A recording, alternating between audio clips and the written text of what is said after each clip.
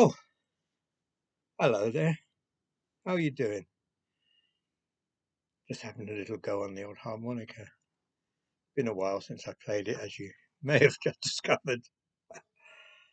Here's a little story from many, many years ago. Uh, I hadn't been long living in Scotland with my mum, whom I hadn't seen for many years. Um, we're we're walking back home from the village near where we live. We've left the war memorial behind us, where it meets a fork in the road that heads off to Aberdeen one way and to the village of Kemney in Aberdeenshire in the other direction behind us. It's like a fork in the road. It's late in the afternoon. We've been to the co-op collecting the divvy. You know what the divvy is?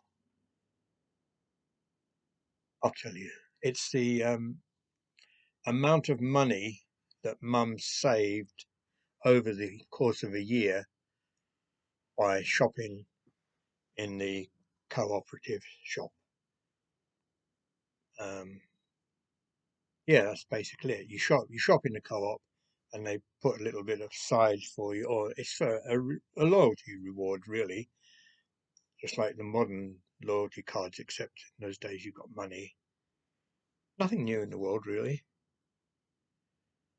Um, yeah, we're walking back, and there's fields on one side of the road, and on this side we're walking along past the 9-hole golf course, which is where my new school friend Gavin has been teaching me to play golf sometimes, a bit unsuccessfully on my part.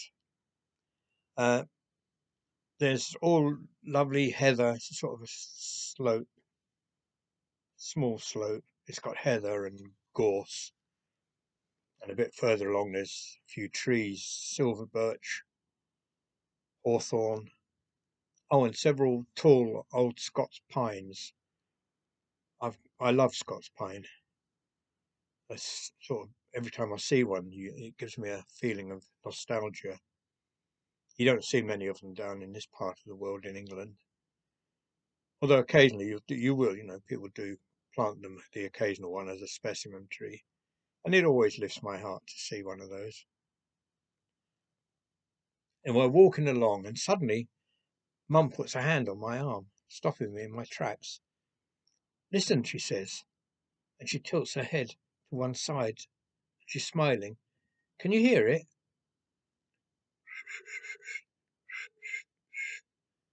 I'm not very good at whistling, I'm afraid, but that's what she does.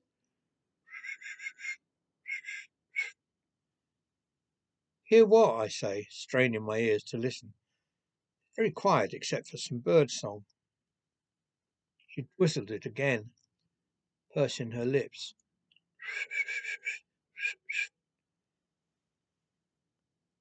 That's a Yellowhammer's song, she says to me. It's saying, a little bit of bread and no cheese. Listen.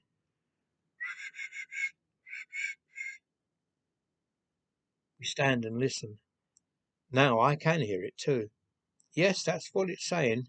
No doubt about it. It is saying that. Little bit of bread and no cheese. There it is, Mum says. There on the hawthorn. There, pointing. I can see it now, singing its little heart out. Nice little yellow bird. The yellowhammer. As we stroll on, Mum plucks a leaf from a hawthorn branch. Taste that, John, she says, folding it into a tiny parcel and handing it to me. No thanks, Mum. No thanks, I say, doubtfully. She pops it into her own mouth and chews on it. Tastes like bread and cheese, she tells me, and plucks another leaf for me to try. I fold it as she had done and take a careful nibble with my front teeth. Eat it properly, she says, laughing. I pop it into my mouth and chew it. It tastes slightly bitter. I can't taste bread and cheese at all. What do you think? She asked me. Yeah, nice, Mum, I say, not wanting to disappoint her. Nice.